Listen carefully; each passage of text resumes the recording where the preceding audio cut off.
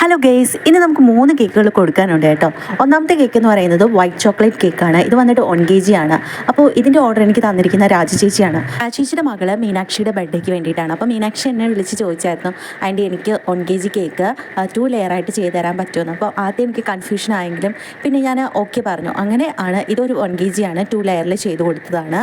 അപ്പോൾ എല്ലാവർക്കും ഈ കേക്ക് ഇഷ്ടപ്പെട്ടെന്ന് കരുതുന്നു. രണ്ടാമത്തെ കേക്ക് എന്ന് പറയുന്നത് അടുത്ത് വന്നിട്ട് ഈ ഒരു കേക്ക് 1/2 kg ബ്ലാക്ക് ഫോറസ്റ്റ് ആണ്. ഞങ്ങളുടെ വീട്ടിൻ്റെ അടുത്തുള്ള മഞ്ജു ചേച്ചിയുടെ മകൻ്റെ ബർത്ത്ഡേക്ക് വേണ്ടിയിട്ടാണ് ഈ ഒരു കേക്ക് എൻ്റെ നിന്ന് മേടിച്ചിരിക്കുന്നത്. അപ്പോൾ അവസാനമായിട്ടുള്ള ഈ 3ാമത്തെ കേക്ക് എന്ന് പറയുന്നത് 1 kg വൈറ്റ് ഫോറസ്റ്റ് കസ്റ്റമേഡ് കേക്കാണ്.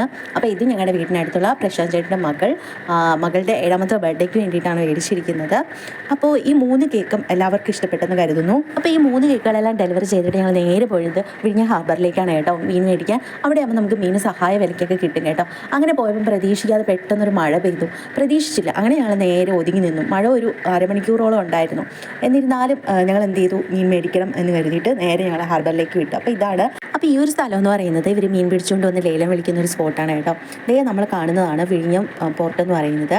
അപ്പോൾ ഇതൊക്കെയാണ് നമ്മൾ സ്ഥിരം വാങ്ങുന്ന ഒരു ആൻറ്റി ഉണ്ട് കേട്ടോ, ജെറോം ആൻറ്റി. അവരുടെ കയ്യിൽ നിന്നാണ് ഞങ്ങൾ മീൻ മേടിക്കുന്നത്. അപ്പം ഞണ്ട്, പിന്നെന്താ വാള, അയല, ആവോലി, അങ്ങനെ കുറച്ച് മീൻ ഐറ്റംസ് ഒക്കെ ഉണ്ടായിരുന്നു. അപ്പോൾ ഞങ്ങൾ മേടിച്ചത് അയലയായിരുന്നു. നല്ല സഹായ വിലയ്ക്കൊക്കെ തരും കേട്ടോ. അങ്ങനെ ഞങ്ങൾ മീനെല്ലാം മേടിച്ചിട്ട് നേരെ വീട്ടിലേക്ക് പോയി. അപ്പോൾ ഇത്രയുള്ളൂ. Bye, see U.